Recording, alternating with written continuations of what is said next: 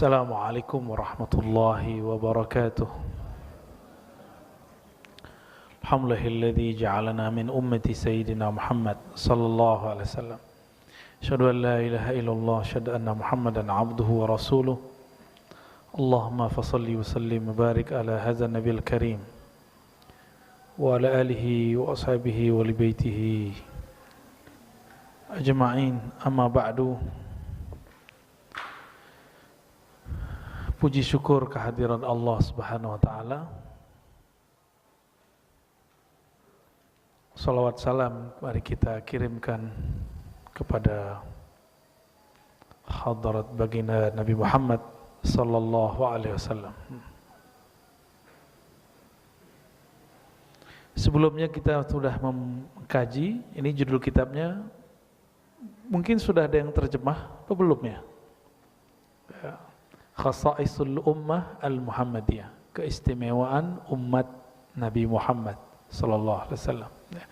Makanya salah satu pujian yang sering saya baca adalah Alhamdulillahilladzi ja'alana min ummati Sayyidina Muhammad sallallahu alaihi wasallam. Segala puji kepada Allah, untuk milik Allah yang menjadikan kita umat Nabi Muhammad sallallahu alaihi wasallam. Dulu pernah rencana enggak jadi umat Nabi Muhammad? Pernah berkehendak enggak? Enggak tahu, bukan enggak tahu, enggak ingat. Semua ruh setelah dia menyaksikan nur rububiyah Allah pada Nabi Muhammad di alam ruh, mereka ingin menjadi umat Nabi Muhammad sallallahu alaihi wasallam. Makanya selevel Nabi Musa bermohon menjadi umat Nabi Muhammad sallallahu alaihi wasallam. Ya. Dan kita telah menyebutkan khasa'is ammah. Jadi ada keutamaan umum, nanti ada keutamaan khusus.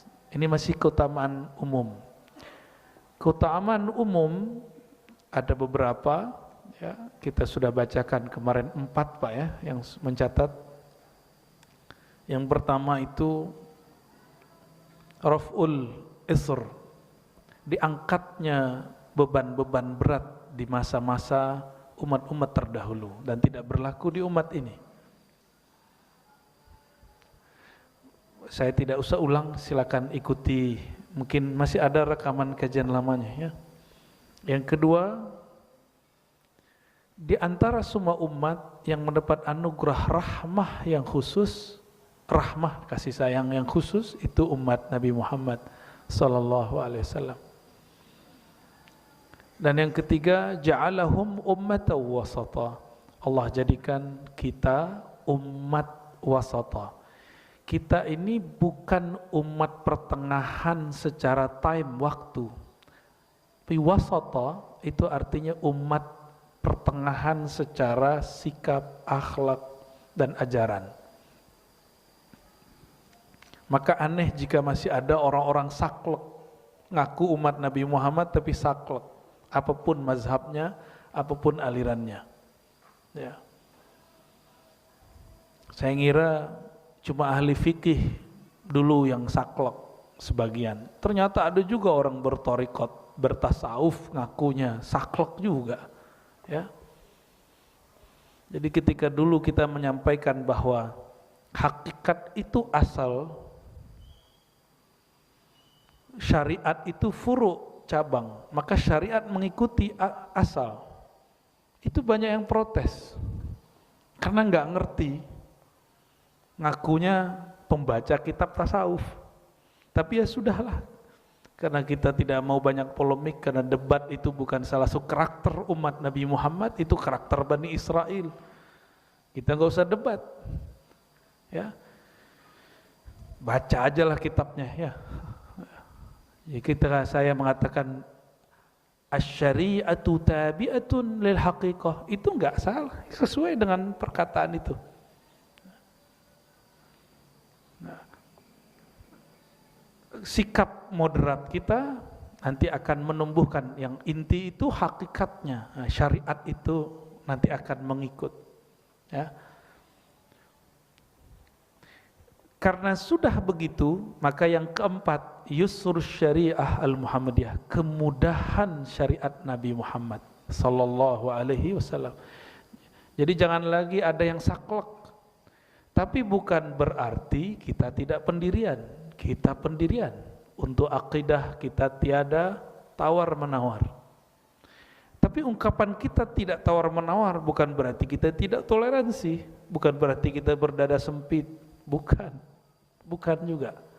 Ya. Nah, yang kelima, ini pada pagi ini insyaallah. Sebelumnya mari kita kirimkan Fatihah kepada murid-murid beliau yang menjadi guru saya, yang saya mengambil sanad kitab ini. Ada yang masih hidup, ada yang sudah meninggal, ya. Dan yang khususnya lagi adalah pengarang kitab ini, Abu Ya Sayyid Muhammad bin Alawi Al-Maliki Al-Hasani. Al-Fatihah. A'udzubillahi minasyaitonir rajim. Bismillahirrahmanirrahim.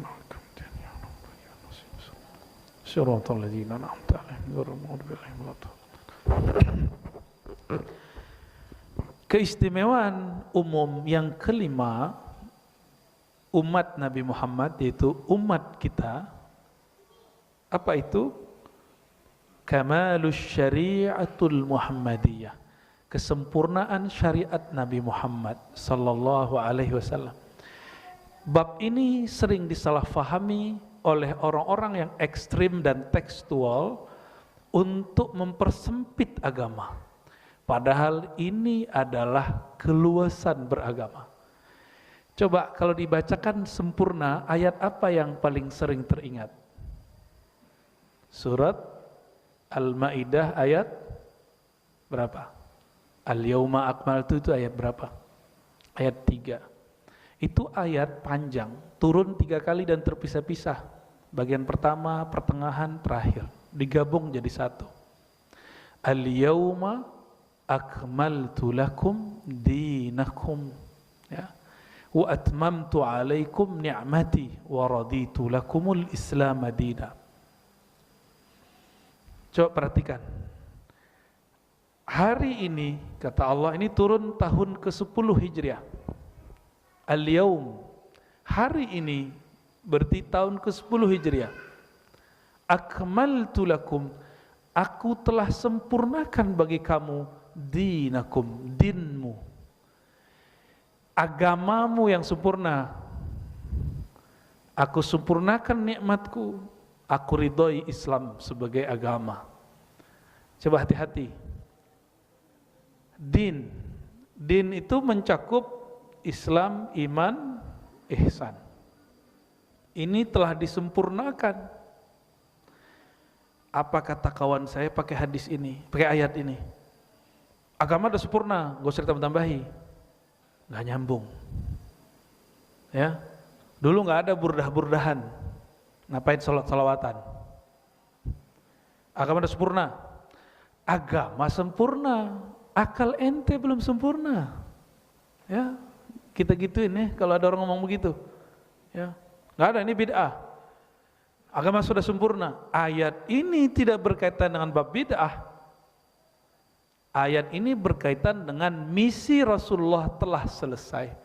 Jadi kalau sahabat faham bab ini nangis. Abu Bakar nangis. Sahabat-sahabat yang mengerti nangis. Ibnu Abbas mengerti dan mereka menangis. Kenapa?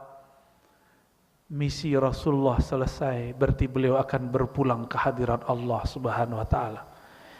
Kita, orang tua kita, anak kita, sahabat kita meninggal, guru kita meninggal, kita sedih, Pak. Bagaimana jika yang meninggal Rasulullah sallallahu alaihi wasallam?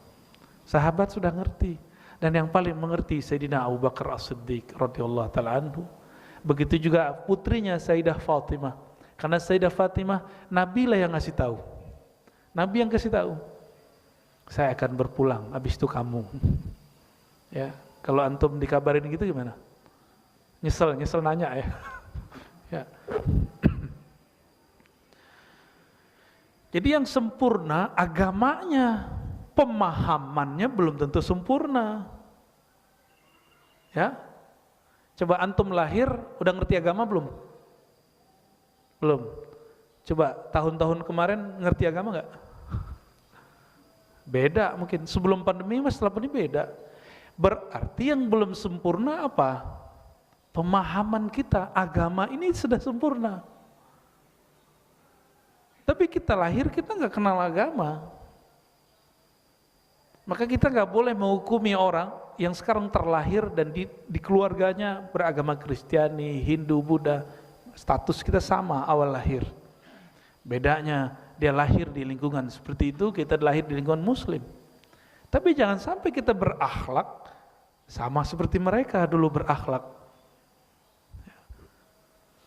Maka saya memandang semua orang itu birrahmah insyaallah. Inilah makna bismillahirrahmani.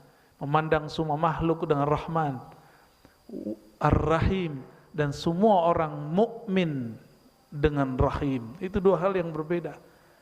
Kita wajib mencintai semua makhluk, ya. Hatta orang yang mengkafir-kafirkan kita, yang mensyirik-syirikan kita, kita harus memandang dia dengan rahmah. Kita pengertian, oh mungkin nggak nyampe maksud kita apa, yang dia pahami apa. Beliau kan korban juga nih ya.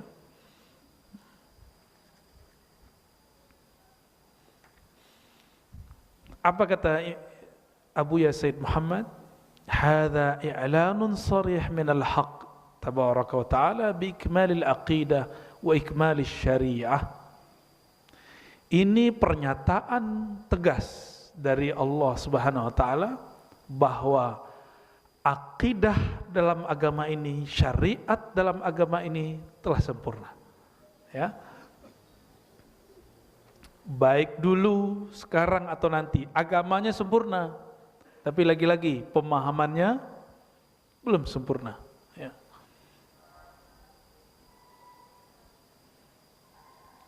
Kalimat ini, ayat ini tidak pernah turun ke Nabi manapun. Tidak pernah turun ke Nabi Musa, tidak pernah turun ke Nabi Isa. Itulah sebabnya syariat Nabi Musa masih diperbaharui oleh Nabi Isa. Sedangkan syariat Nabi Muhammad tidak boleh diperbarui. Yang diperbarui cuma fikihnya, pemahamannya. Maka sampai nanti Imam Mahdi pun muncul, syariat tidak berubah. Nggak boleh berubah. Yang berubah hanya fiqhus syariah, pemahaman syariah. Jadi tolong dibedakan, syariat suci, pemahaman terhadap syariat tidak suci. Pemahaman itu disebut ilmu fiqih, ilmu aqidah, ilmu tasawuf, ilmu hadis, ilmu tafsir. Nah ini semua pemahaman produk manusia. Sedangkan syariat bukan produk manusia, diturunkan oleh Allah Subhanahu wa taala. Paham di situ? Jadi syariat tidak boleh berubah, tapi pemahaman boleh enggak berubah? Boleh berubah? Pasti berubah. Dahulu Imam Ghazali mengatakan, yas'alunaka 'anir ruh, mereka bertanya kepadamu hai Muhammad mengenai ruh. Katakan ruh itu urusan Rabbku, kamu tidak diberi kecuali sedikit ilmunya. Imam Ghazali nulis kitab Ihya Ulumuddin, itu khidmatkah pada ayat itu? Jadi 4 jilid. Ibnu Arabi nulis 9 jilid. Maulana Rumi, Jalaluddin Ar-Rumi nulis bersyair-syair. Itu semua berkhidmat kepada yang sedikit itu. Jadi beda imam, beda cara dia memahami, sehingga beda juga hasilnya. Oke. Apa bukti syariat tidak berubah tapi fikihnya berubah? Masjid ini berkunut, pakai ya? Kalau nggak berkunut saya pecat mazhab Syafi'inya. Buat mazhab baru deh. Nggak ada hak saya mecat orang dari mazhab Syafi'i ya. Apalagi ngeluarin orang dari Ahlus Sunnah, itu enggak, kita nggak ada hak. Itu gaya-gaya gereja di abad pertengahan. Kalau orang-orang Ahlus Sunnah bersikap seperti itu, dia telah mengulangi kesalahan gereja di abad pertengahan. Ya, dia sudah menjadi tangan-tangan Tuhan, padahal Tuhan nggak bertangan seperti yang dia bayangkan. Ya, jadi orang-orang yang kemudian menjadi panitia-panitia sorga, panitia-panitia kebenaran, kita enggak. Kita mencari kebenaran, bukan panitia kebenaran. Maka kita tidak akan menghukumi seseorang dengan kebenaran yang kita pahami. Karena kita juga berharap jangan-jangan nanti meninggalnya enggak dengan ngaji begini. Meninggalnya pakai akidah yang batil. Jadi jangan sok-sok suci lah ya. Dan ini kepada semua kelompok, mau Ahlus Sunnah, Asy'ariyah, Maturidiyah, apapun alirannya, bertorikotkah dia, tidak bertorikotkah dia, zuriat Nabi kah dia, bukan zuriat Nabi kah dia, NU kah dia, Muhammadiyah kah dia, sama aja ya. Saya melihat fenomena ini begitu. Jadi setiap kali ada orang jadi mayoritas, dia menjadi tangan besi. Beda sama dia sikat. Nauzubillah min dzalik.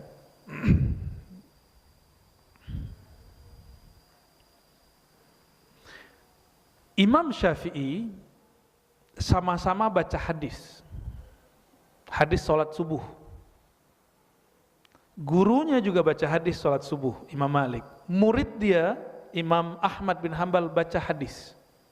Hadisnya sama, Imam Malik baca, Imam Syafi'i baca, Imam Ahmad baca. Ini 3 generasi, Malik guru, Imam Syafi'i murid dari Malik, Ahmad bin Hanbal Hanbali murid dari Syafi'i.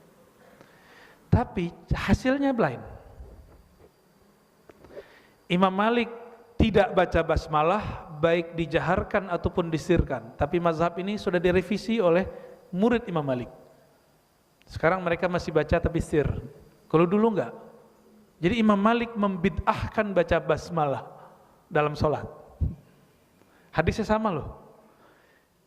Imam Syafi'i mengatakan enggak, justru bismillah wajib dikeraskan karena bismillah bagian dari Al-Fatihah.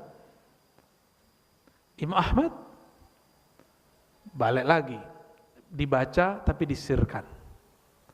Syariatnya apa? Fatihah bagian dari rukun sholat, itu syariat. Cara bacanya disebut fikih. Paham?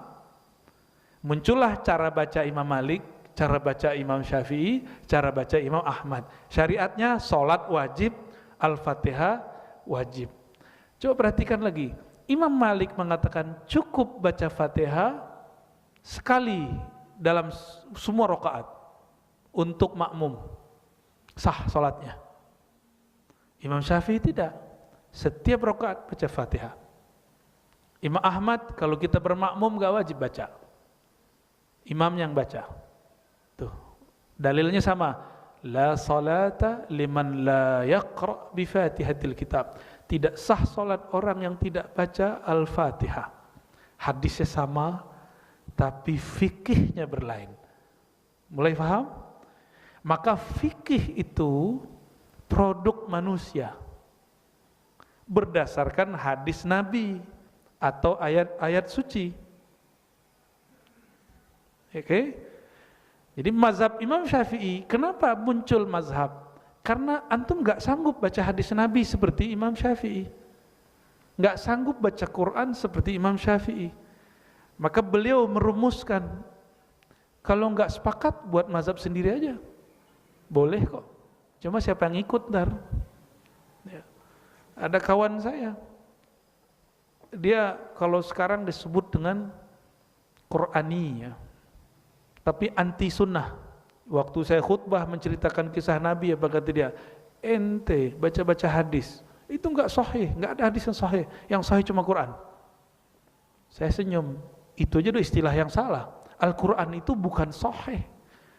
Al-Quran di atasnya sahih, namanya mutawatir.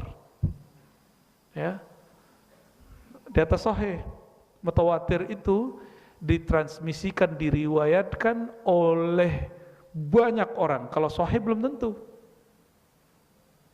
Itu jadi bingung dia. Ya. Ya udah enggak usah ikut imam. Ya udah enggak apa-apa, enggak usah ikut imam. Terus ente ikut siapa? Langsung ke Quran. Saya tanya, Quran kamu yang mana? Ditunjukinlah Qurannya dia. Ya. Quran dia dibaca. Saya tanya, kamu bismillahnya dibaca apa tidak? Baca. Dikeraskan atau tidak? Tidak. Nah itu udah beda imam tuh.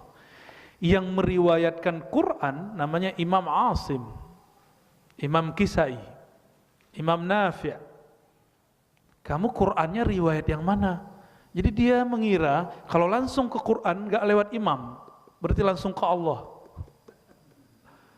Padahal Qur'an yang saya baca hari ini itu Qur'an yang juga imam yang meriwayatkannya, namanya Imam Asim. Imam Asim ini dan semua imam-imam yang lain sepakat bahwa bismillah bagian dari Fatihah.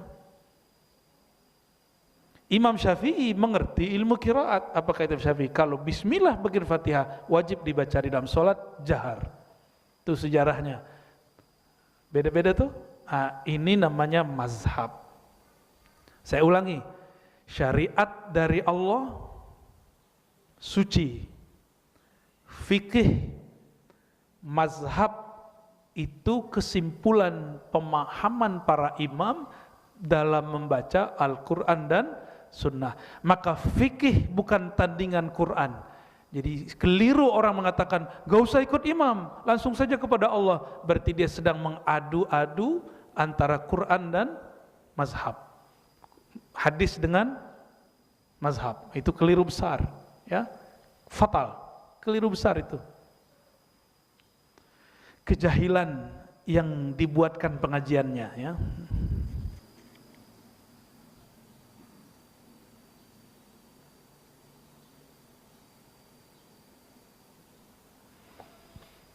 Lalu ayat ini bermakna bahwa syariat Nabi Muhammad sallallahu alaihi wasallam berlaku untuk semua suku bangsa.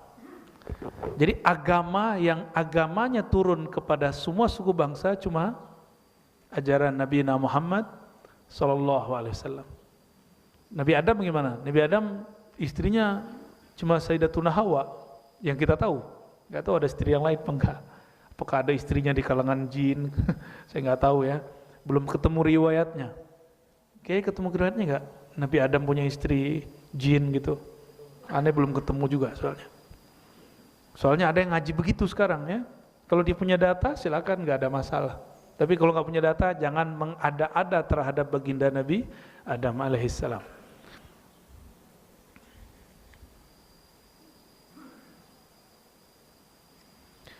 Ada juga yang membatalkan kajian Nur Muhammad.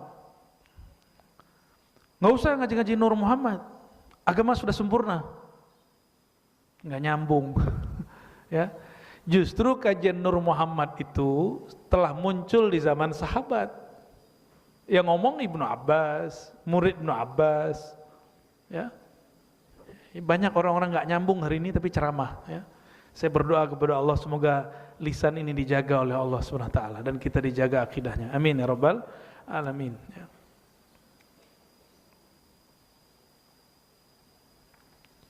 Berdasarkan itu semua,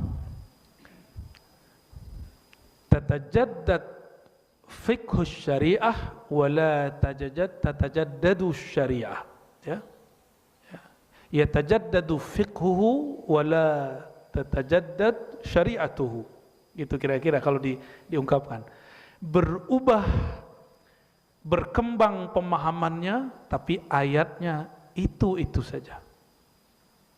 Paham ya di situ? Oleh karena itu, penghukuman terhadap bid'ah itu bagian dari fikih atau syariat. Saya menilai ini bid'ah, itu fikih atau syariat? Fikih. Dulu orang mengatakan ini bid'ah, sekarang bisa jadi nggak bid'ah. Ya, zaman dulu sholat pakai baju batik kayaknya ribet deh ya. Khotib pakai batik banyak yang ngulang sholat pakai, bener ya? Zaman-zaman saya masih kecil tuh. Sekarang malah hari Jumat pakai batik, khotibnya pakai batik. Di zaman ayah Buya Hamka, kalau pakai dasi, pakai jas itu dianggap mirip dengan Londo, wong Londo, orang Belanda, ya. Maka disebut tasyabbuh bil kafir, kafir, menyerupai orang kafir, kufur. Dulu, lah sekarang kiai, ya, Pak Kiai ini kalau lagi kerennya pakai jas, tapi bawahnya bukan celana, sarung. Dulu dianggap bid'ah, dianggap haram, sekarang orang biasa aja. Berarti pemahaman terhadap bid'ah akan berubah, berkembang. Tapi dalilnya tidak akan bertambah, tidak akan berkurang. Ya, la yazid wa la yankus. Karena dalil suci, pemahaman dalil yang tidak suci. Dari dulu orang membid'ahkan sesuatu pakai dalilnya apa? Kullu bid'atin dhalalah wa kullu dhalalatin finnar. Itu aja sampai mulutnya sudah bengkak ya. Man ahdatsa fi amrina hadza ma laysa minhu fawarat. Kenceng banget kalau baca hadis ya. Siapa yang membuat hal-hal yang baru dalam agama ini tertolak. Hadisnya benar, pemahaman ente enggak benar. Nah, kita selalu membedakan yang mana yang suci, mana yang tidak suci. Mengkritik Nabi itu nifak, kemunafikan, bahkan bisa kufur. Tapi mengkritik pemahaman orang terhadap Nabi itu wajib ada, fardu kifayah. Kalau nggak ada, nggak berkembang syariat ini. Ketika dipahami, orang akan saklek, dikira syariat itu saklek, padahal yang saklek pemikirannya. Baik. Yang keenam, kelebihan umat ini yang keenam, kita kebut aja ya.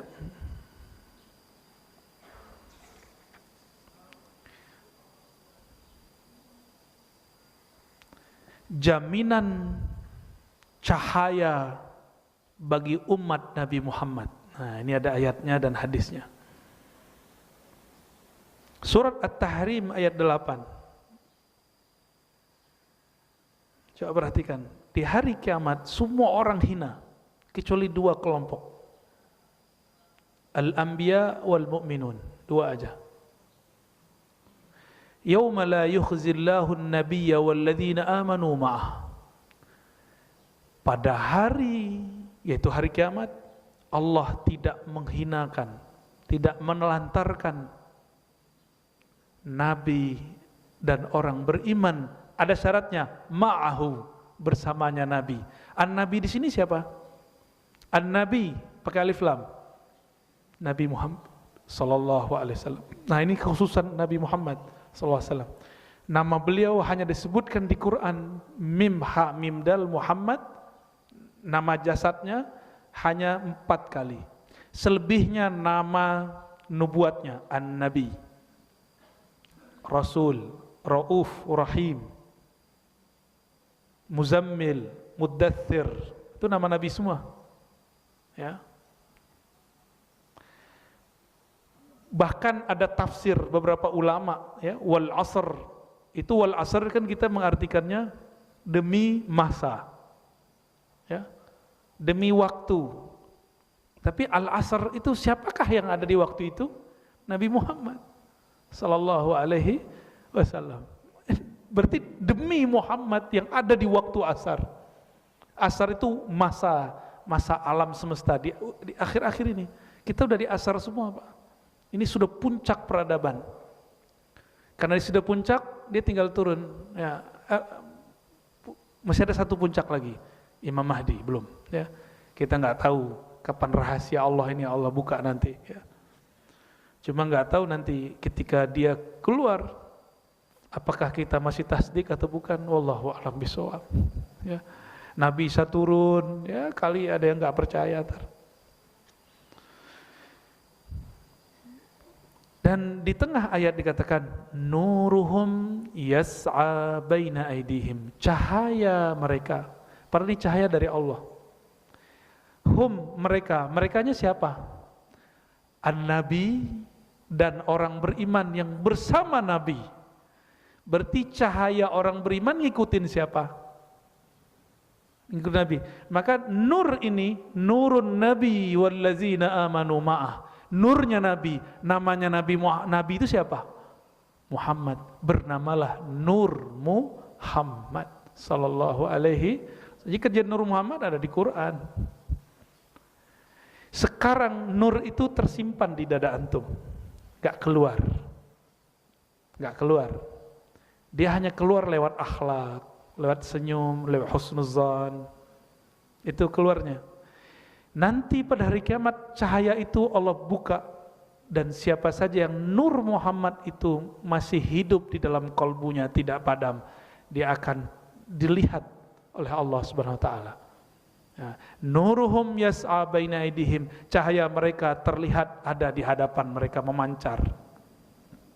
Wa bi aymanihim, dan di kanan mereka. Yaquluna rabbana atmim lana nurana, lalu mereka berdoa, ya Allah sempurnakan nur kami, nur Nabi tadi yang ada pada kami. Apa maksudnya? Orang beriman tadi ada yang tidak sempurna. Ini yang berdoa bukan Nabi, ini yang berdoa orang beriman. Mereka berdoa, ya Rabb, kami mungkin belum sempurna mengikuti Nabi Muhammad SAW, maka sempurnakan nurnya kami. Itu maksudnya. Karena di hadis Nabi mengajarkan, ya Allah beri cahaya depan kami, belakang kami, kanan kami, kiri kami, atas kami, dan juga jaga kami dari bawah kami. Itu nur. Itu yang disebut nurun ala nur. Dan nur itu adalah nur Nabi Muhammad sallallahu alaihi wasallam, ya. Orang-orang yang kasyaf dapat melihatnya, ya. Wa qad waddahat as-sunnatul musyarrafah hadhihi al-khususiyah kama thabata fil hadis anna an-nabiy sallallahu alaihi wasallam qala, dan Nabi dalam hadis mulianya mengatakan, ini garansi dari Rasulullah, penjelasan ayat ini. Inni la'arifu ummati yaumal qiyamah. Kan kita bertanya, sebanyak ini umat manusia, yang Habib cuma berapa orang nih, beliau aja nih ya, kita bukan. Terus Nabi kenal kita lewat apa? KTP nggak ada, antum punya KTP nggak ntar? Dukcapil udah nggak ada. Maka nama KTP kita nggak laku, nama jabatan kita nggak laku, gelar kita nggak laku. Hatta gelar kiai ustadz itu nggak laku di sono. Apalagi cuma gelar-gelar biasa. Lalu dengan apa Rasulullah kenal kita? Rasulullah mengatakan, inilah arifu ummati yaumal qiyamah min bainil umam. Di antara umat manusia dari Nabi Adam sampai umat akhir zaman, aku mengenal mana umatku dengan satu cara. A'rifuhum, ya. Ada beberapa cara, ya, 3 di sini. A'rifuhum yu'tauna kutubahum biaimanihim. Kitab mereka diberikan dari kanan. Nah, maka kalau orang mimpi ada sesuatu dari kanan, dapat kitab dari kanan, itu kabar baik. Itu simbol. Ini simbol, ya. Yang kedua, jadi Nabi pas lihat ada pembagian laporan kitab amal dunia, mereka menerimanya dari kanan. Langsung Nabi, oh itu umatku. Yang kedua, bisimahum fi wujuhim min athari sujud. Terlihat dari pancaran sujud pada wajah mereka. Pancaran, bukan bekas, ya. Kalau yang sujud kulitnya mungkin sensitif, mungkin ada bekasnya. Pakai kok nggak ada? Atasnya dikit pakai, nggak ada ya? Nggak ada. Berarti bukan bekas itu. Tapi kalau saya ada bekasnya nggak apa-apa. Ya. Ini Bapak ada nih Pak, ya, hati-hati Pak, jangan riak ya. Ada yang enggak, itu ada juga. Kadang ibu-ibu sensitif kulitnya, hitam juga. Tapi ingat, itu adalah tanda fisik pulang ke tanah. Ya, tanda yang sebenarnya orang sujud kepalanya di bawah atau di atas, ndongak atau tunduk. Itulah makna sujud. Sujud itu terlepas dari kesombongan, ego, kepala dia yang dia anggap hebat selama ini dia taruh di bawah. Itu baru ente sujud namanya. Ya, apabila kita belum seperti itu, belum mau naruh akal ini di bawah, tunduk kepada hukum Allah, tunduk kepada kebesaran Allah, belum disebut orang sujud. Ya, jadi man huwa sajid, siapakah orang yang sujud? Siapakah yang ada bekas sujud dalam dirinya? Orang yang akhlaknya seperti orang sedang sujud. Ya. Terjemahkan sendiri akhlak orang sujud apa aja? Satu apa? Tawadu. Apalagi? Orang sujud tuh keras apa lembut? Bisa nggak orang sujud tuh kenceng badannya? Harus lembut. Maka sujud jangan kenceng. Ciri-ciri orang-orang yang sholatnya lembut, penuh dengan rahmah rahim, ketika sujud punggungnya akan rileks. Tapi itu bukan peregangan yoga, ya. Sujud kita bukan yoga. Ya, saya tidak mengharamkan yoga karena saya nggak ngerti yoga itu apa. Ya, nanti saya belajari dulu itu yoga itu apa isinya. Kalau memang ada syirik, syiriknya yang dibuang, gerakannya tidak masalah. Ya. Ada meditasi, meditasinya harus diislamikan. Stretchingnya nggak ada masalah. Yang ketiga, wa'arifuhum binurihim yas'a baina aidihim. Ada bekas di wajahnya, sekarang aku mengenal mereka dengan cahaya yang ada pada diri mereka. Baina aidihim, memancar ke hadapannya. Nah, ini berarti 3. Dan ini jaminan dari Rasulullah SAW bahwa umatnya bercahaya. Jadi nggak usah khawatir ya. Dan cahaya ini didapat salah satunya lewat wudhu. Jadi antum kalau wudhu, setan stres. Kita ke masjid, setan nangis. Kita jamaah ngaji, setan gila Pak. Ini setan lagi gila nih. Antum ngaji itu setan gila. Apalagi ngajinya ngaji tentang Nabi Muhammad, musuhnya iblis. Jadi Nabi Muhammad itulah musuh terbesar iblis. Nabi Adam itu cuma pintu aja. Pintu terbesarnya adalah Nabi Muhammad SAW. Lalu siapa lagi yang membahas tentang Nabi Muhammad SAW? Musuh besarnya, musuh bebuyutannya. Jadi kita cukup punya musuh satu aja, iblis. Yang lain gak usah. Ya. Kecuali ada manusia dalamnya iblis, itu lain cerita ya. Iblis sifatnya 2 aja, aba wastakbara. Dari situ turunlah sifat-sifat kegelapan, enggan, ya, wastakbara, merasa sombong, merasa lebih benar dari orang. Katanya ngaku ahlu sunnah, tapi merasa lebih benar dari temannya, udah kena, ya, kena juga tuh. Sufi, udah jadi mursyid, merasa lebih tinggi kemursidannya dari yang lain, kena juga. Gak jaminan orang bertarikat benar, gak jaminan orang berakidah Asy'ariyah benar, secara manhaj benar, tapi secara rohani itu urusan pribadi dia dengan Allah Subhanahu wa taala. Jadi kita gak juga mengkultus-kultuskan tarikat yang kita pelajari, manhaj yang kita ikuti, mazhab yang kita amalkan, enggak juga. Yang suci cuma Al-Quran dan Nabi Muhammad SAW. Hadis pun masih ada yang palsu. Hadis enggak suci Pak, kecuali yang mutawatir. Hadis yang suci hanya yang mutawatir. Selain hadis mutawatir, maka hadisnya masih dimasuki pemahaman-pemahaman dan hafalan-hafalan sahabat. Ya. Yang ke-7, kelebihan umat Nabi Muhammad sallallahu alaihi wasallam. Ya.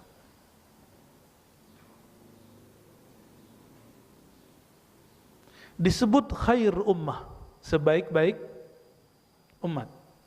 Ini ayat kuntum khaira ummatin, surah Ali Imran 110. Kuntum khaira ummatin ukhrijat linnas. Kamu adalah umat terbaik yang dikeluarkan untuk manusia. Kalimatnya pakai li. Ini menunjukkan bahwa kamu adalah hadiah bagi manusia. Jadi umat Nabi Muhammad itu hadiah bagi umat yang lain.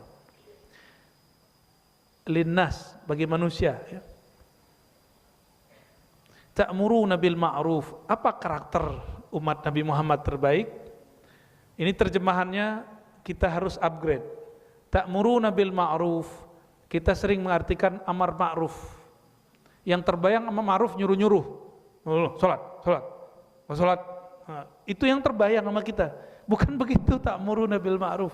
Wa tanhauna 'anil munkar, galak-galak. Ngancem-ngancem, lo kalau itu neraka. Itu yang kebayang sama kita, amar ma'ruf nahi mungkar. Bukan begitu. Amar ma'ruf nahi mungkar, coba perhatikan lafaznya. Al-ma'ruf, sesuatu yang dikenal.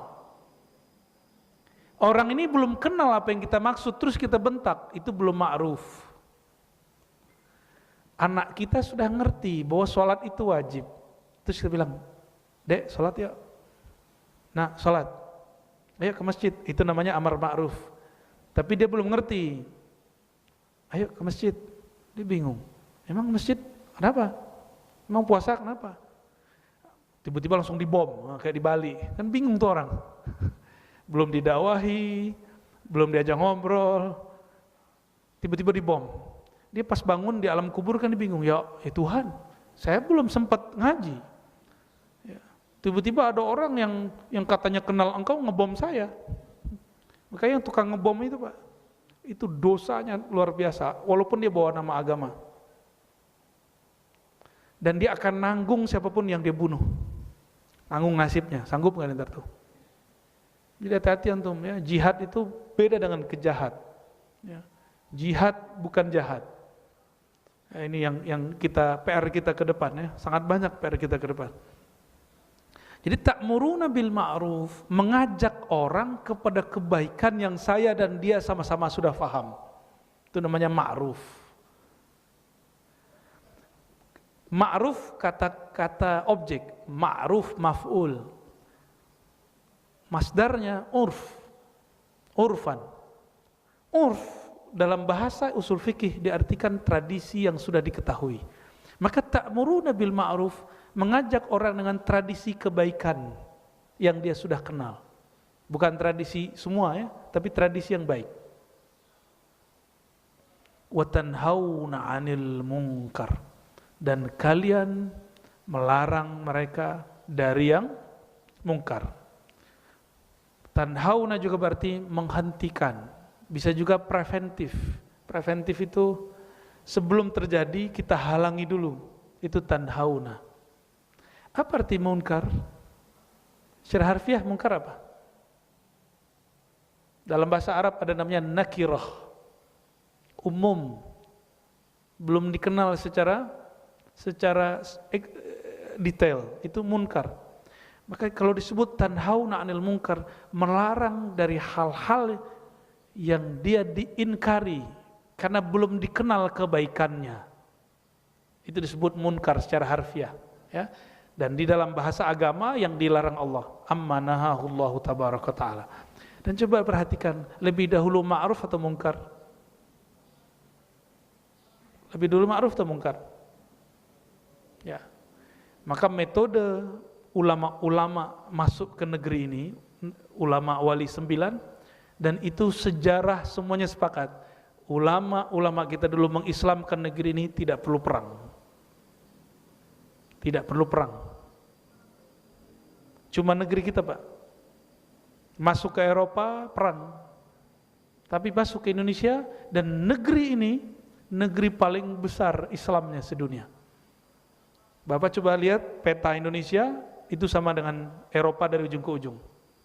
Apalagi kalau digabung Malaysia, gabung, ya semua digabung sama Filipina, lebih gede kita.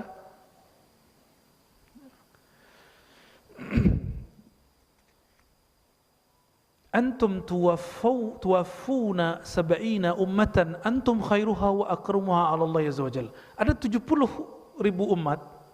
Ada 70 umat ya. 70 umat. Dari umat 70 itu, kamulah yang terbaik dan paling mulia. Khairun wa akram. Kita yang paling mulia. Jadi di sini bukan ras. Bukan berarti ras Arab, ras Eropa, ras India, ras Cina, ras pribumi lebih mulia, enggak ya. Tolong hindari kata-kata itu ya. Dan saya tidak suka dengan kata-kata pribumi. Ya, itu rasis. Cek aja gennya ntar. Siapa tahu bukan pribumi ya.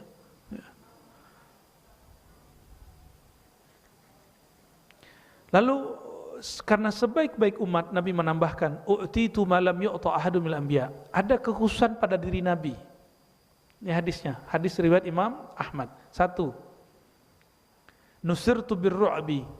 Jika aku perang, di saat perang, Nabi dibantu oleh Allah dengan petir. Petir itu bantuan dari Allah. Ilmu ini ada enggak pada orang-orang yang jihad hari ini? Adanya ngebom ya. Enggak masuk. Berarti Rasulullah dan petir itu sahabatan Pak, secara rohani itu. Ya, pasukannya Rasulullah itu. Petir itu pasukan Rasulullah. Hujan pasukannya Rasulullah.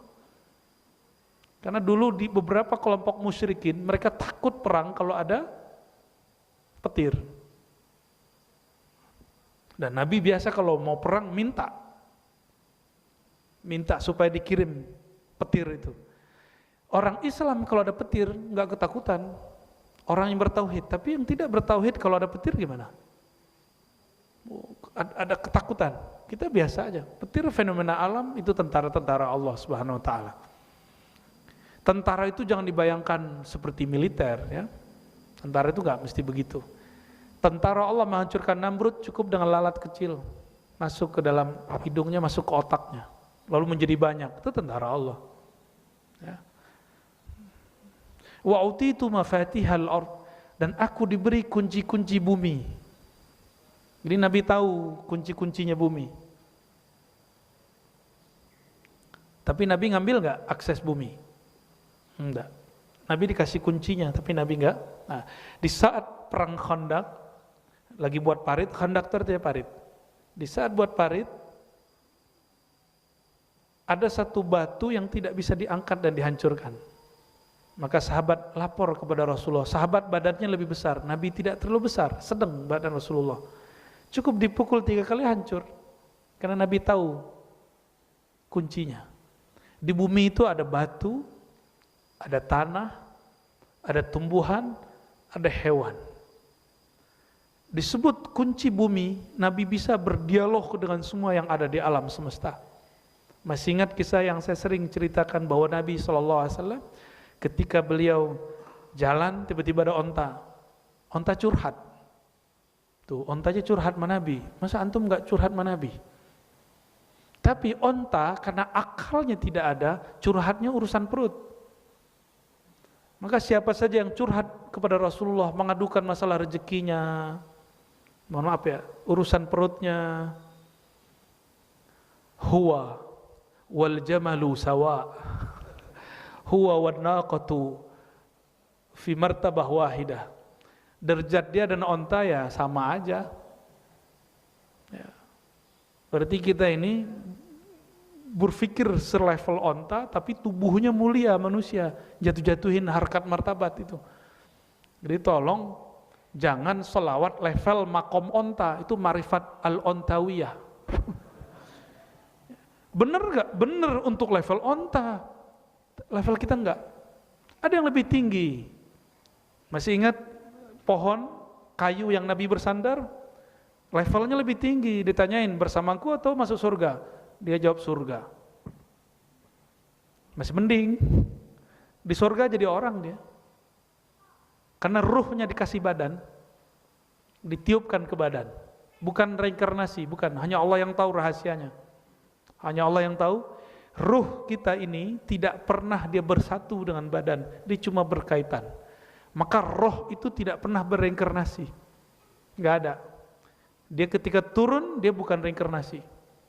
Ketika ditiupkan, bukan berarti dia keluar dari zat Allah. Enggak. Itu orang yang bayangkan begitu, dia telah gagal bertauhid kepada Allah Subhanahu wa ta'ala. Ya, ruh itu rahasia Allah. Kita enggak tahu bagaimana posisinya, tempat dan ukurannya. Apa kata beliau? Wasummitu Ahmada. Aku dinamakan oleh Allah Ahmad. Waju'ilat turabu li tahura. Dan aku diberikan hadiah semua debu tanah suci bagiku. Waju'ilat ummati khairal umam. Di riwayat lain, ju'uliyat liyal ardu masajida. Semua muka bumi boleh jadi tempat salat. Kalau di sini waju'ilat ummati khairal umami. Umatku jadikan umat terbaik. Jadi kalam ini bukan kalam kita, tapi kalam baginda Nabi Muhammad sallallahu alaihi wasallam. Ada kalimat itu summitu Ahmada. Aku dinamakan Ahmad. Coba Ahmad. Ahmad kalau ditulis A, H, Mim, Dal. Ahmad. Saya kalau ingin mengatakan aku memujimu ya Allah, bahasa Arabnya Ahmaduka. Ahmaduka. Maka Ahmad artinya pujian yang tak terputus-putus. Aku memuji Allah. Aku memuji Allah. Apalagi arti Ahmad? Sama wazannya dengan af'al. Ha mim dal, hamad artinya pujian. Ahmad artinya yang paling terpuji. Yang paling terpuji. Itu arti Ahmad. Ya, ada lagi arti-arti yang lainnya. Dan perlu diingat ya, ada beberapa kalam yang bukan hadis tapi disebut hadis oleh sebagian orang yang kajian-kajian diri, kajian ma'rifat nafs, tapi itu keliru. Ya, ada kalimat misalnya ana Ahmad bilamin, itu bukan hadis. Itu ungkapan-ungkapan ulama-ulama yang mereka sedang mabuk kepada Allah Subhanahu wa taala dan sedang memandang Nabi Muhammad sallallahu alaihi wasallam, ya. Itu bukan hadis Nabi, ya. Dan maknanya tidak boleh bertentangan dengan tauhid yang diajarkan Rasulullah sallallahu alaihi wasallam.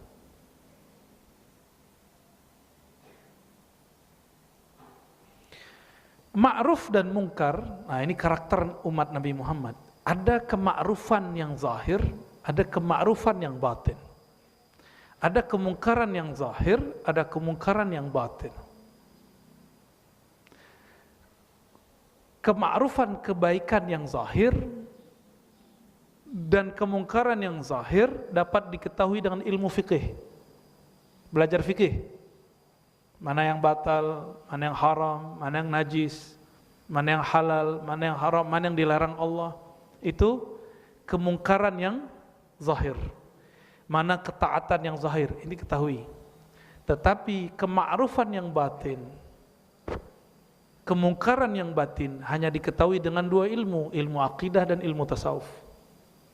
Maka saya berharap para ustadz, para dai jangan gengsi lagi, malu lagi menyebut kata tasawuf. Nggak ada lagi, ini zamannya udah nggak begitu. Tar orang-orang keberatan. Kita sebut aja dengan tazkiyatun nafs. Dulu orang belum kenal tasawuf. Sekarang orang sudah tahu apa itu tasawuf. Kita nggak usah lagi malu menyebut tasawuf. Perjuangan Imam Ghazali nulis kitab 4 jilid, imam-imam itu kurang apa? Sehingga kita masih malu dengan mazhab Ibnu Taimiyah yang baru muncul belakangan. Masa cuma mazhab satu Ibnu Taimiyah bisa mengalahkan tarekat yang 40, 70, mazhab yang 4. Antum nggak pede berilmu karena nggak bersanad kepada Allah, tidak bersanad kepada Rasulullah, tidak bersilsilah kepada para imam. Kenapa saya percaya diri Pak ngajarin mazhab, akidah, bertasawuf? Karena kita punya guru. Itu yang buat kita percaya diri. Barangkali itu. Jadi antum kalau punya guru percaya dirinya tinggi. Karena ada orang di luar sana tidak bersanad malah menghantam sanad, tidak bermazhab malah anti mazhab, tidak bertasawuf malah anti tasawuf, tidak Ahlus Sunnah Asy'ariyah malah mengatakan akidah Asy'ariyah sesat. Itu pede loh. Dan dengan bangganya mereka mengatakan orang tua Nabi masuk neraka, ya kan? Pede mereka. Kapan kita akan menjadi percaya diri? Ya, percaya diri ya. Para ustadz, para syaikh, para dai harus lebih percaya diri. Jangan hanya ingin menyenangkan jamaah dan pengurus masjid. Pengurus masjid nggak mau nih gunain tasawuf, udah cari masjid yang lain. Ya. Nanti pengurusnya ada yang protes, ya udah cari masjid yang lain. Emang masjid cuma satu doang. Ini makna hadis. Wa ju'ilat liyal ardu masajida. Allah jadikan bumi bagiku masjid-masjid. Nggak boleh di masjid, cari masjid lain. Nggak boleh tempat ini, cari tempat lain. Nanti Allah akan buka. Dan toh buktinya sekarang orang udah biasa ngomong tasawuf. Bener gak? Udah gak ada aneh. Antum jadi gila gak ngaji tasawuf, ngaji hikam selama 2 tahun ini? Ya, lewat YouTube kah ya? Alamul YouTubiyah.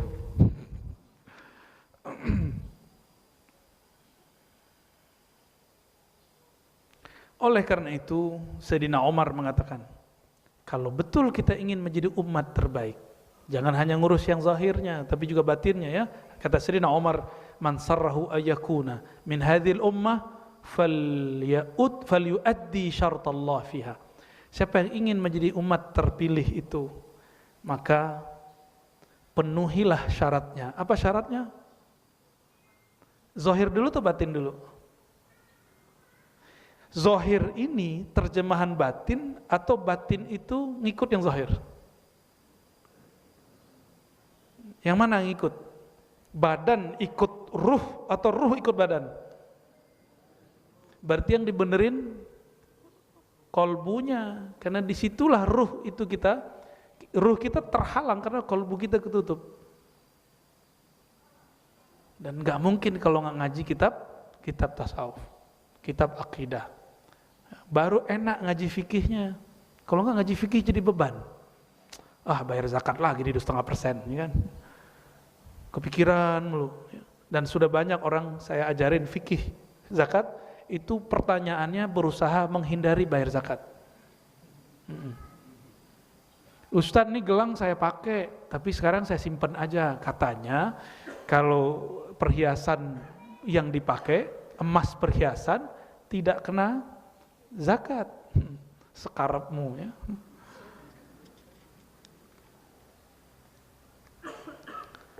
Dan di hadis Imam Bukhari disebutkan, la tazalu ta'ifatun min ummati zahirina 'alal haqq la yadurruhum man khalafahum. Senantiasa muncul di umatku sekelompok orang, ini kalimatnya ta'ifah, bukan banyak, ta'ifah.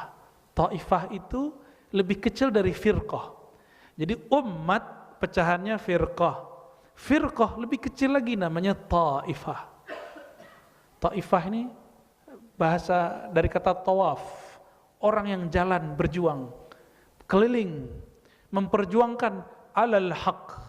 Mereka memperjuangkan al-haq. Coba perhatikan lafaznya, alal haq. Mereka bukan merasa hak, mereka berusaha memperjuangkan al-haq. Itu beda. Mereka tidak merasa benar, tapi memperjuangkan kebenaran. Dua hal yang beda, ya.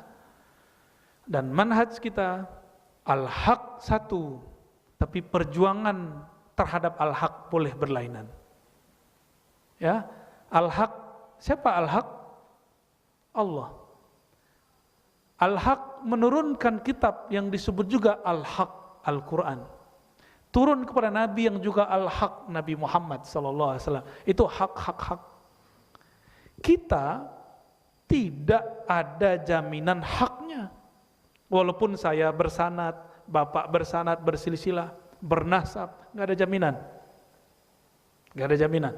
Karena tidak ada jaminan, maka perlu ada perjuangan, disebut ta'ifatun min ummati zahirina 'alal haq. Sekelompok umatku yang ta'ifah, yang dia bergerak. Jadi digunakan kata ta'if karena menunjukkan walaupun umat Muhammad SAW banyak, tapi yang bergerak cuma 1-2 orang. Ya. Masjid pengurusnya banyak, yang aktif paling cuma 3-5 orang. Benar? Benar Kiai? Bukan nyindir, emang asli begitu. Negara ini sama. Yang benar paling cuma berapa orang, selebihnya ya begitulah. Tapi kita berharap Allah kuatkan yang 3-2-5 orang itu, ya. Kita kalau mikir-mikirin banyak orang bobrok, kita juga bobrok, Pak. Kita sama diri kita aja belum tentu benar, ya. Taib. La yadurruhum man khalafahum. Jadi pertama karakternya, dia berjuang, memperjuangkan kebenaran, tapi tidak merasa paling benar, karena kebenaran satu, perjuangannya boleh banyak. Dan yang kedua, la yadurruhum man khalafahum. Mereka tidak terganggu oleh orang yang berbeda dengannya. Ya, ini yang disebut percaya diri. Ini yang disebut apa? Percaya diri. Artinya mereka dikucilkan, dibenci, itu nggak ngefek. Jangan sampai karakter ini ada pada diri kita, tapi di dalamnya manhajnya nggak benar. Jadi ada orang pejuang, tapi yang diperjuangkan bukan hak, yang diperjuangkan kelompoknya, egonya. Thariqat itu cuma jalan, mazhab itu cuma jalan, manhaj cuma jalan. Bukan ini yang kita perjuangkan, yang diperjuangkan al-haqnya. Jadi saya tidak berjuang untuk Imam Asy'ari, untuk Imam Bukhari, untuk Imam Syafi'i, enggak. Saya berjuang untuk al-haq. Paham maksudnya? Maka kita tidak mengkultuskan Imam Asy'ari, tidak mengkultuskan Syekh Abdul Qadir Jilani, walaupun kita ngambil thariqahnya.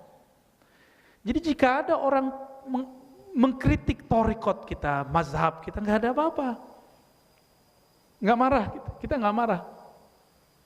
Tapi jika dia kritik al-haq, baru kita marah. Maka marahnya bukan marah kelompok, tapi marahnya marah keruhanian. Kalau ruh marah, kemarahannya permanen. Dan itu ada rahmah di dalamnya. Ya. Hatta ya'ti amrullah, sampai datanglah amrullah. Amrullah secara harfiah urusan Allah. Tapi kalau kembali ke surat yang ada di Quran, yas'alunaka qulir ruh min amri rabbi. Katakanlah ruh adalah amru rabbi. Rabbi Allah, ar-ruh amrullah. Hatta ya'tiya ruhullah. Siapakah ruhullah? Sayyidina Isa. Kalau ruhullah turun, berarti Imam Mahdinya sudah ada. Kita bukan ikut Nabi Isa, ingat. Kita bukan ikut Nabi Isa, ikut siapa? Ikut Al-Mahdi. Maka yang kita ikuti Al-Mahdi. Al-Mahdi ikut siapa? Ikut Nabi Muhammad sallallahu alaihi wasallam. Maka yang diikuti tetap Nabi Muhammad. Ini pemaknaan lain. Biasanya orang menartikan hatta ya'tiya amrullah, sampai datang kemenangan. Kemenangan itu abstrak. Apa tanda kebenaran? Jika yang Allah janjikan dua, Sayyidina Isa, Al-Mahdi, keluar baru itu yang disebut amrullah. Ya. Penerjemahan ini kita boleh berbeda, tapi ini yang saya dapat, ya. Barangkali mungkin nggak ada yang menerjemahkan begitu, Kiai, ya. Aliran sesatkah, Kiai? Fahuwa bayanu ibqa'i hadhihi syari'ah, ini salah cetak, ya, syairah, ya. Syari'ah fil ummatil Muhammadiyah walau ala suratin dayyiqah, ya. Wa hadha bi khilafi ahli kitab fa inna amalu hadhihi syairah wa tanasaw mujamalatan wa riya'an aw nifaqan wa istiblan alladhi huwa adna billadhi huwa khair, ya. Kita jangan seperti ahli kitab yang dulu songong-songong, ya. Ketika datang ilmu baru dia tolak. Ada satu prinsip yang kita baca dari tadi, yang saya mulai dari awal, bahwa ilmu berkembang, pemahaman berkembang, tapi kebenaran dia tetap satu. Oke? Sekarang kita ngaji begini, ini proses keilmuan, ya. Dan saya tidak boleh merasa paling benar, apalagi yang jadi jamaah. Salah satu kesuksesan kami ngajar, jamaahnya, murid-muridnya tidak merasa paling benar di antara kelompok-kelompok yang lain. Tapi dia mengatakan, kami berjuang untuk kebenaran, tapi kami tidak merasa paling benar. Nanti kita lihat sampai 2004, 2024, 2027, 2030, masih begitu enggak? Kalau begitu berarti saya sukses ngajar, ya. Insya Allah. Mana jamnya nih? Jam 9. Nyambung yang ke-8. Qaunul Masih Isa min afradi hadhil ummah. Barusan saya menyampaikan makna amrullah, salah satunya adalah ruhullah. Yang disebut ruhullah siapa? Sayyidina Isa. Tapi ruhullah ikut kepada Sayyidur Ruh, Sayyidnya Ruh Nabi Muhammad. Nabi Muhammad mengatakan Al-Mahdi minni, ya. Mahdi dariku, ismuhu ismi, isimnya dengan isimku sama, maka Sayyidur Ruh pewarisnya adalah Al-Mahdi. Sayyidina Isa mengikuti Al-Mahdi, ya. Nomor 8-nya Qaunul Masih Isa min afradi hadhil ummah. Nabi Isa seorang nabi di masanya, tapi ketika dia turun, dia bukan jadi seorang nabi mandiri, tapi dia mengikuti umat Muhammad, bukan langsung Nabi Muhammadnya. Coba tinggi nggak umat nih? Umat kita nanti ada imamnya. Imamnya bukan nabi, Imam Mahdi bukan nabi, oke? Al-Mahdi laisa binabiyyin. Mahdi bukan nabi, tapi Nabi Isa ikut Mahdi. Paham kira-kira maksudnya nih? Berarti kenabian Nabi Isa tunduk kepada Nabi Muhammad sallallahu alaihi wasallam. Jika semua nabi diturunkan kembali, 124.000 nabi turun, semuanya menjadi pengikut Nabi Muhammad sallallahu alaihi wasallam. Kalau ada imamnya saat itu, itulah imamnya. Kalau Kiai Abdurrahman yang sholat, ya mereka ikut di belakang. Ikut di belakang. Karena mereka belum pernah tahfiz kayak Kiai Abdurrahman, kan. Kira-kira seperti itu, ya. Kira-kira menurut antum hebat nggak? Nabi di zaman dulu, umat di zaman ini. Jadi level umat ini kalau benar dididiknya, itu selevel Nabi di zaman dulu jika dia ulama. Itulah maksud dahulu Abah Guru Sekumpul sehingga dituduh sesat oleh orang tidak mengerti. Apa kata Abah Guru Sekumpul? Syekh Muhammad Zaini As-Samani. Kata beliau, Al-awliya, para aulia itu pada hakikat diri mereka adalah Nabi. Ini kalimat kan berbahaya. Saya baru ngerti ketika membaca hadis al-ulama warasatul anbiya. Ulama itu jadi mulia itu karena di dalam dirinya ada waris. Waris dari siapa? Waris dari Nabi Muhammad sallallahu alaihi wasallam atau Nabi Isa. Maka ulama ini kayak Abdurrahman, dia mungkin mewarisi Nabi Daud. Mungkin nabi yang lain. Kalau suaranya enak, pembacaannya mana? Kalau beliau ngimamin kita hanyut, itu dapat pancaran Nabi Daud tuh, pewaris Nabi Daud. Kalau berbicara tentang ilmu, kita terfana, itu warisan Nabi Isa alaihi salatu wassalam. Ya, Nabi Musa suka debat, ya.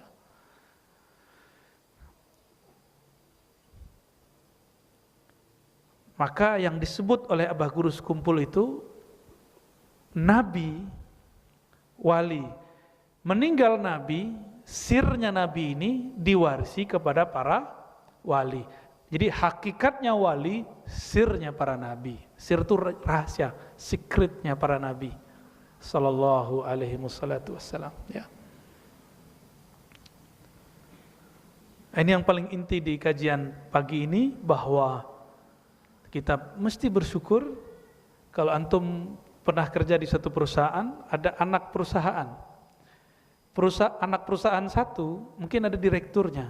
Ketika dia datang ke induk, dia masih direktur gak? Dia di bawah manajer yang ada di, manajer itu imamnya lah kira-kira, GM-nya, presiden direkturnya, itulah kira-kira Nabi Muhammad sallallahu alaihi wasallam. Tapi uniknya umat ini diberikan di akhir, sedangkan secara zahir para nabi dahulu, Nabi Adam sampai Nabi Isa, ya, lebih awal. Jadi kalau dalam hadis Imam An-Nu'aim dikatakan, ana awwalu nabiyyin, aku nabi pertama, tapi akhiruhum bi'tsah, tapi yang terakhir diutus. Nabi pertama, terakhir diutus bi'ts atau risalah. Jadi kenabiannya awal, kerasulannya terakhir. Paham di situ? Kenapa terakhir kerasulannya? Supaya syariat yang awal-awal diringankan dan disempurnakan. Jadi sempurna itu bukan saklek, sempurna itu justru kemudahan yang tiada bertepi. Itulah syariat Nabi Muhammad sallallahu alaihi wasallam, ya. Semoga Allah memberkahi pewakaf masjid ini, pengurus masjid ini, orang-orang yang mengajar masjid ini, orang yang datang ke masjid ini, siapapun yang ikuti pengajian ini, baik datang langsung ataupun tidak datang, ya, jauh ataupun dekat. Wabil khusus kepada guru dari guru kita, Abuya Said Muhammad Alawi Al-Maliki. Saya dipanggil Abuya bukan gelar dari saya, Pak, ya, itu gelar dari guru saya. Ya. Kalau saya nggak berani pakai gelar Abuya, karena Abuya itu gelar ulama besar. Cuma karena guru ngasih kita terima. Tapi saya nggak berani menyebut diri saya Abuya. Ya. Kalau Buya biasa di kampung, tapi kalau ada tambahan Abuya, itu gelar yang pantas untuk Sayyid Muhammad Alawi Al-Maliki, gelar untuk beliau. Ya. Nasallallahu alaihi wasallam. Ada diskusi, tanya jawab, fadhal. Terima kasih kepada Buya. Terus kemudian Bapak Ibu sekalian, mungkin ada dua pertanyaan yang boleh disampaikan kepada guru kita, satu dari bapak-bapak, satu dari ibu-ibu. Ibu-ibu satu, angkat kanan. Bapak-bapak ada satu? Enggak ada? Baik, baik, dua ya. Untuk ke bapak-bapak dulu, tolong panitia dibantu untuk menyampaikan mic-nya.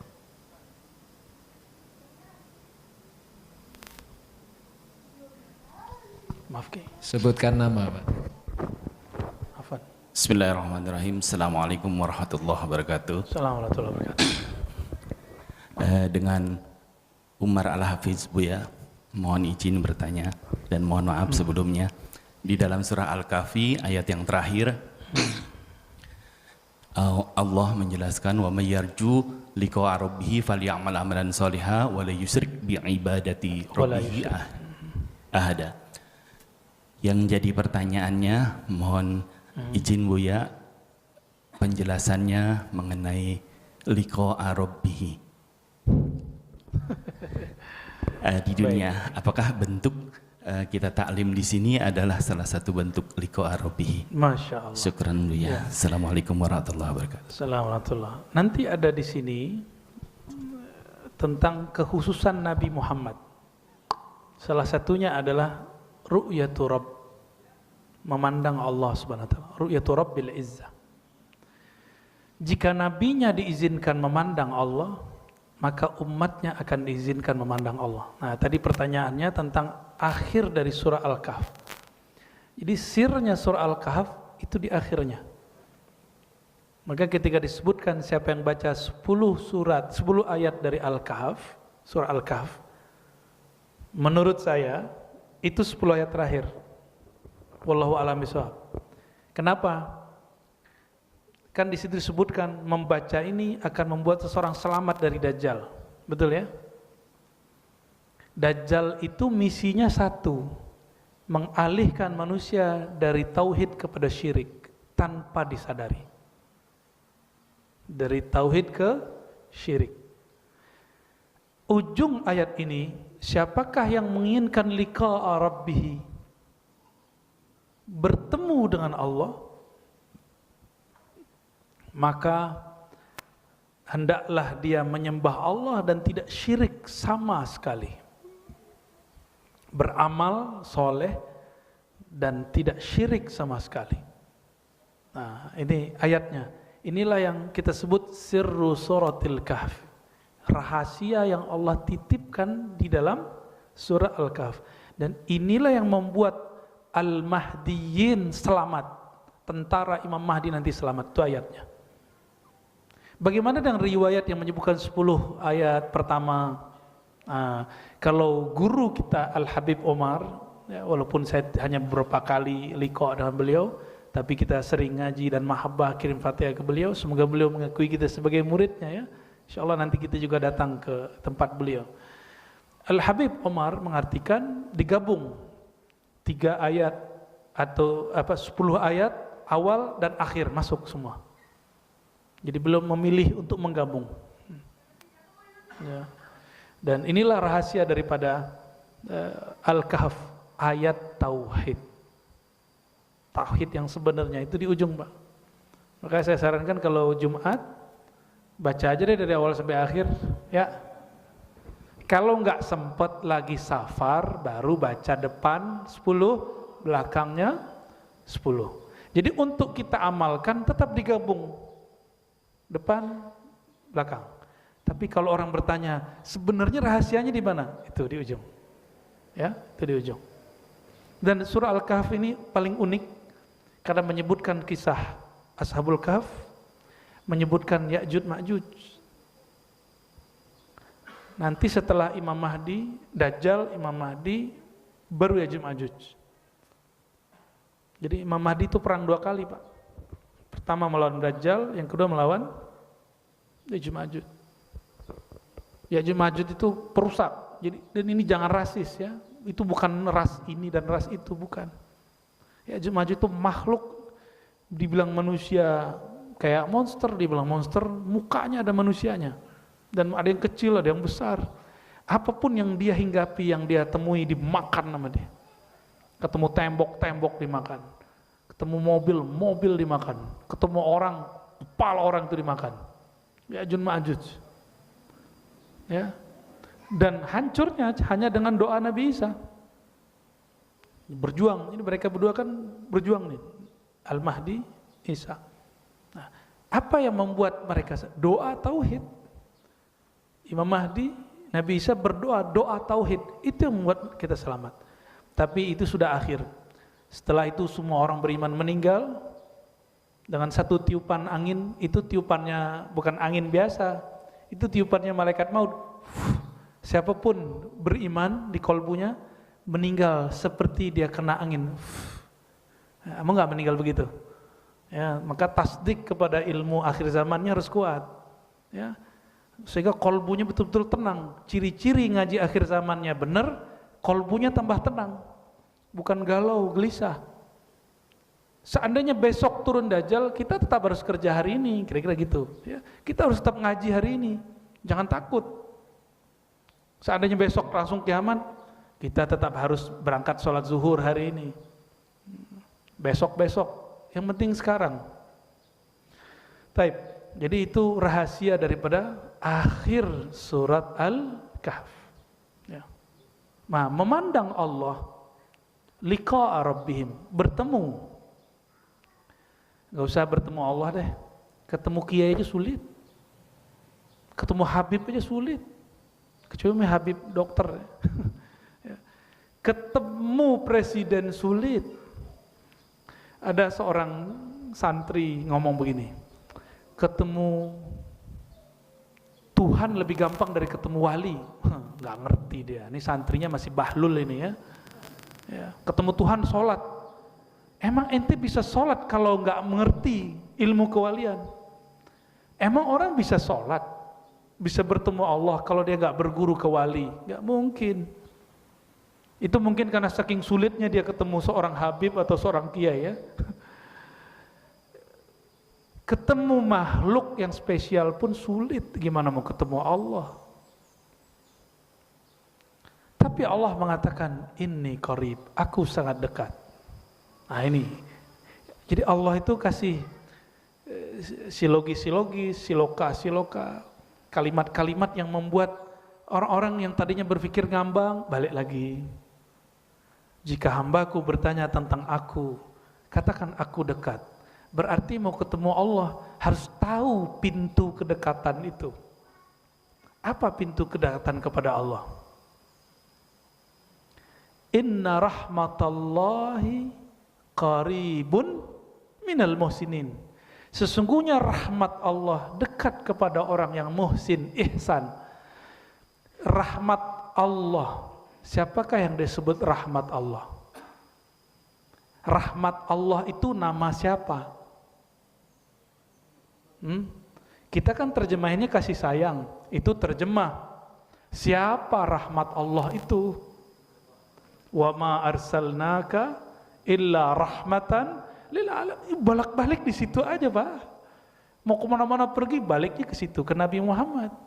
Sesungguhnya rahmat Allah yaitu Muhammad, dekat kepada orang yang muhsinin. Siapakah muhsinin? Muhsinin ini dua, orang yang beribadah seakan memandangnya. Nabi mengatakan, sholatlah kamu kama ra'aitumuni usolli, seperti kamu melihatku.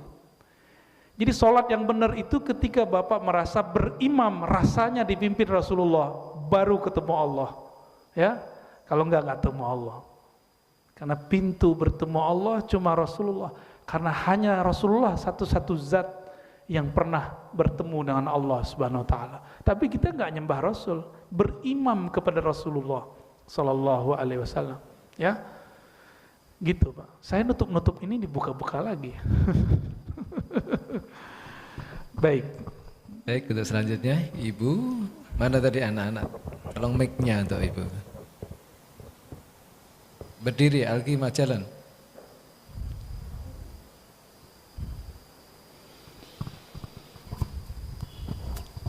Baik, terima kasih atas kesempatan yang diberikan. Assalamualaikum warahmatullahi wabarakatuh. Mohon maaf Bu ya, mau nanya dua. Pertama, di statement terakhir Bu ya, bahwa kemudahan yang tiada bertepi itu maksudnya apakah dalam urusan akidah atau urusan ibadah? Yang kedua, di dalam Al-Qur'an kan dikatakan sesungguhnya syaitan itu adalah musuh yang nyata bagi kita. Ibu sering memikirkan gitu, kita seolah-olah berada dalam satu kondisi kita punya musuh yang sudah jelas, tetapi kita seolah-olah tidak merasa kita punya musuh yang jelas. Nah, mohon Buya bisa memberikan penjelasan lebih supaya ada hal yang jauh lebih bertambah dari pemahaman yang mungkin hanya sedikit. Terima kasih. Assalamualaikum warahmatullahi wabarakatuh. Assalamualaikum. Di nomor 4, kelebihan umat Nabi Muhammad, syariatnya mudah. Kenapa saya menyebut kesempurnaan syariat Nabi Muhammad ini adalah kemudahan yang tak bertepi. Ini rahasia pengalaman saya, bukan rahasia, ini pengalaman saya. Semakin saya belajar Al-Quran, Sunnah, membaca kitab-kitab yang ada dan juga mengamalkannya, dan berguru kepada guru yang berlainan faham, semakin saya faham, ternyata yang dulu saya anggap saklek itu enggak saklek. Yang dulu saya anggap rumit, enggak ada yang rumit. Jadi semakin orang itu mendekat kepada pewaris-pewaris rahmat Allah bertepi enggak? Syariat itu buah dari rahmat Allah. Mungkinkah dia bertepi? Dia nggak mungkin bertepi. Karena syariat itu isinya rahmat, bukan beban. Ingat, syariat isinya rahmat, bukan beban. Tapi ahli fikih membahasakan syariat itu beban. Kita ganti, mungkin terjemahannya yang salah. Kita ganti dengan tugas, taklif. Secara harfiah taklif artinya apa pakai? Beban kan? Itu harus diganti pakai pas ngajar. Kita ganti tugas. Karena kalau diartikan syariat itu beban, waduh gawat. Sejak kapan Allah membebani kita? Emang Allah butuh kita? Kapan Allah memerlukan kita? Kita yang perlu Allah atau Allah perlu kita? Nah, orang yang paham, kata Ibnu Athaillah, ada orang di hadis Nabi masuk surga dipaksa. Ibnu Athaillah yang jawab, umat manusia pada dasarnya malas sholat, bener ya? Subuh kayaknya berat, tahajud berat. Tapi ketika diwajibkan sholat 5 waktu, mereka terpaksa. Dan kunci surga yang paling asas itu 5 waktu itu. Dipaksa bayar zakat. Itu namanya pemaksaan masuk surga, antum nggak mau. Jadi itu bukan beban, itu hadiah dari Allah Subhanahu wa taala. Ya. Ada kita kayak dipaksa sama orang, ayo kamu ikut, yang penting kamu ikut. Kita bingung, apa sih paksa-paksa? Ternyata kita mau dikasih hadiah sama dia, senang nggak? Paksaan yang dicintai, paksaan yang disukai, itulah syariat. Jadi jangan berpikir agama adalah beban, bukan. Agama adalah hadiah rahmat Allah Subhanahu wa taala. Jadi kalau mau ketemu orang ahli agama jangan bayangin beban. Wah, ini materi apa lagi nih? Berat lagi di kepala gua nih. Enggak begitu. Semakin saya belajar, pikiran saya merasakan kok agama itu tambah mudah. Dan enggak ada bagian di agama ini yang sulit. Dulu mikirin sholat witir, ribet amat sih sholat witir. Sekarang malah jadi kecanduan, nikmat sekali. Zikir pagi sore, dulu kayaknya waduh, subhanallah 100, alhamdulillah 100. Kayaknya beban, tapi lama-lama kita yang memerlukan kalimat ini, bukan beban. Ya. Sholat jamaah beban ya? Antum jamaah, itu pasti diterima sholatnya. Nih jaminan, antum sholat jamaah pasti diterima. Tapi kalau sendiri walaupun khusyuk belum tentu diterima. Ya, kenapa kita diterima? Kita mau ngikut imam di depan aja kita sudah diterima Allah, berarti sudah tawadhu. Yang Allah lihat itu bukan antum khusyuknya, yang Allah lihat maukah kamu dipimpin oleh seorang pemimpin. Kita maunya mimpin diri sendiri aja, nggak mau dipimpin orang. Nah, di situ sudah mulai kelihatan asarus sujud. Imam salah nih depan, kita tetap aja ngikut kan? Benar nggak? Imam udah salah nih baca ayat. Lu jadi imam salah-salah, gue nggak jadi ikut deh gitu. Bisa gitu nggak? Tetap aja dia ruku, kita ruku. Nah itu hebat. Maka orang yang jamaah pasti diterima sholatnya, tapi diterimanya birrahmah, karena Allah sayang, bukan karena sholatnya berkualitas. Ya. Inilah alasan kenapa ada para imam mewajibkan sholat jamaah. Baik. Gimana? Cukup? Udah 2? Mau nambah lagi? Iya, tadi yang pertanyaan kedua untuk Ibu tadi. Oh, yang kedua apa tadi? Oh, Yang setan. Setan, musuh setan. Baik, baik. Setan itu sifat, Bu. Sebutan untuk sifat. Maka sifat ini ada pada iblis, ada pada manusia, ada pada hewan. Maka Nabi menyebut ular yang berbisa itu setan, boleh dibunuh dalam sholat. Ini kita lagi sholat, atau apa namanya yang kakinya banyak itu? Kelabang. Kita lagi sholat, ada kelabang lewat, kita boleh bunuh, kata Nabi, uktuluhu fa innahu syaitan, itu setan. Ular berbisa itu boleh dibunuh saat mengganggu kita sholat. Jadi syaitan itu sifat. Di Quran disebut syayatinul jinni wal ins, ada setan jin, ada setan ins, manusia. Setan itu ngapain dia? Ngasih was-was. Kalau ada lewat kelabang, kita was-was nggak? Nah, maka dia setan. Tapi yang boleh dibunuh cuma 2 setan ini. Setan manusia nggak boleh langsung dibunuh, Pak. Ya, dulu saya masih ingat kita dapat hadis lagi mondok, dapat hadis bahwa di masa sahabat Nabi, ada seorang sahabat sholat diganggu oleh anak raja. Dia gampar itu anak, plok. Kami dapat hadis riwayat itu, langsung ngamalin. Besok anak pembina lewat, kita lagi sholat, kita gampar.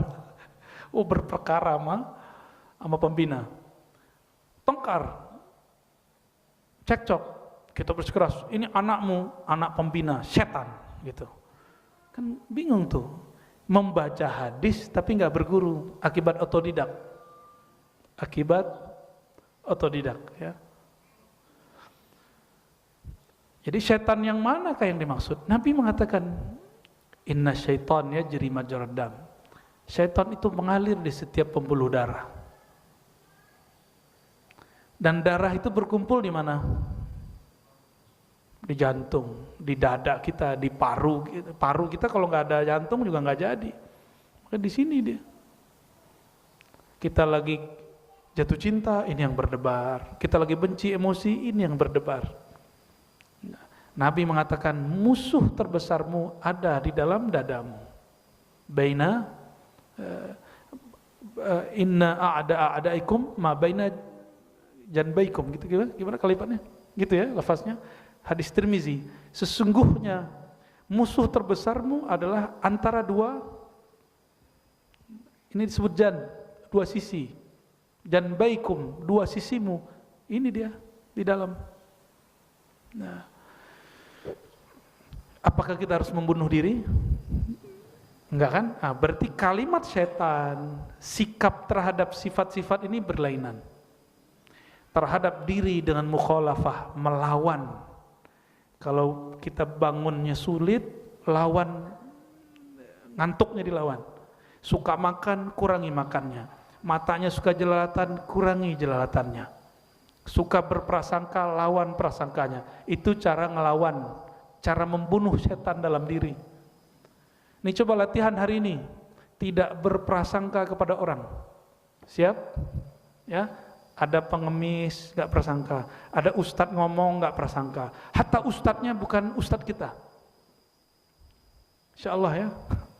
Coba gak prasangka. Hari ini aja, antum merasakan nanti malam tidurnya enak. Dan bisa tahajud insya Allah. Kenapa kita sulit tahajud? Karena siangnya penuh prasangka. Saya kalau emosi kepada orang siang, malam sulit bangun, walaupun tetap bangun. Apalagi kalau sudah mulai mengatakan, dia itu sulit bangunnya, walaupun tetap bisa bangun. Ternyata Imam Junaid, Imam Abu Yazid punya murid sama. Mereka mengeluhkan, wahai Tuan Guru ya Sayyidi, wahai Tuan Guruku, kenapa solat malamku sulit? Jawaban beliau sederhana, karena siangnya engkau bermaksiat. Maksiat paling berbahaya bukan mata jelalatan, bukan ngomong, Tapi maksiat paling bahaya adalah prasangka di dalam hati.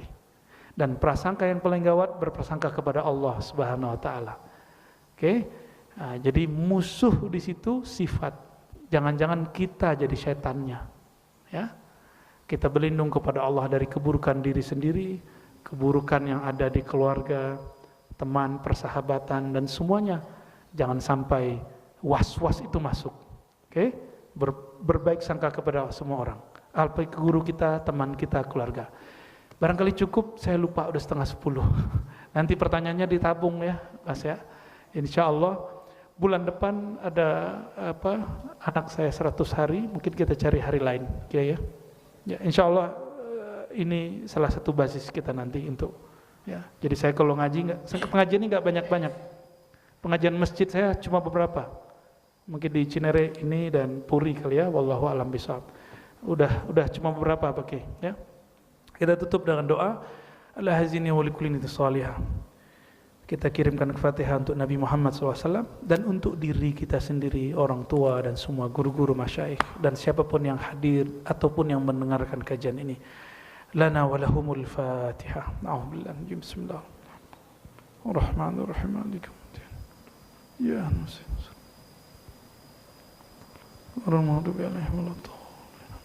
Allahumma rahmanir rahim ya karim ya azim ya fattah ya fattah ya azim ya azim ya ghaffar salli ala sayyidina Muhammad.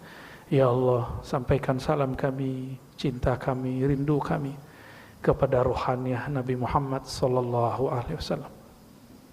Ya Allah, sampaikan cinta dari tubuh kami kepada tubuh mulia Nabi Muhammad, dari akal kami kepada akal mulia Nabi Muhammad, dari kolbu kami yang kotor kepada kolbu Nabi Muhammad yang bening bercahaya. Allahumma ya Allah, ya Ghaffar ya Sattar, yang maha mengetahui semua aib kami. Rahmat Engkau lebih luas dari segala-galanya. Maka dengan kasih sayang-Mu, dengan berkah Nabi-Mu, Nabiur Rahmah, ampunilah, leburlah semua kesalahan kami. Tutuplah semua aib kami. Hentikanlah ya Allah semua prasangka dalam diri kami. Berikan kami yakin yang kuat. Allahumma ya Allah, auzi'lana ya Rabbana asyukur. Ya Allah, hadiahkan kami satu sifat yang mulia, sifat syukur, terutama syukur menjadi manusia, syukur menjadi umat Nabi Muhammad yang penuh mulia. Allahumma ya Rahman ya Rahim ya Karim ya Azim. Ya Allah, di kalbu kami penuh kebencian, penuh emosi, penuh prasangka. Maka dengan kasih sayang Nabi-Mu, penuhi jiwa kami, kalbu kami dengan kasih sayang. Ya Allah, dengan limpahan cahaya kasih sayang itu, tutuplah, bersihkanlah semua kegelapan dari dalam kalbu kami. Allahumma arhamna, Allahumma arzuqna, Allahumma iftah lana. Allahumma ya muqallibal qulub, tsabbit qulubana ala dinika wa ta'atik. Ya Allah, Engkaulah yang membolak-balik hati. Semudah kami membolak-balik apa yang ada di tangan kami. Maka ya Allah, tetapkan hati kami digerakkan, diubah dalam kebenaran dan kebaikan, dan hidupkan kami dalam kebenaran dan kebaikan. Dan jika Engkau matikan kami dalam menyebut nama-Mu dan nama-nama kekasih-Mu, Nabiuna Muhammad sallallahu alaihi wasallam. Allahumma ahyina biha, Allahumma amitna biha. Ya Allah, hidupkan kami dengan kalimah thayyibah la ilaha illallah Muhammadur Rasulullah, dan wafatkan kami dengan kalimah thayyibah la ilaha illallah Muhammadur Rasulullah. Muliakan guru-guru kami, orang tua kami, dan orang-orang yang berjasa kepada kami. Wa sallallahu ala nabiyina Muhammad. Rabbana atina fid dunya hasanah wa fil akhirati hasanah wa qina adzabannar. Walhamdulillahi rabbil alamin. Wa sallallahu ala sayyidina Muhammad. Assalamualaikum warahmatullahi wabarakatuh.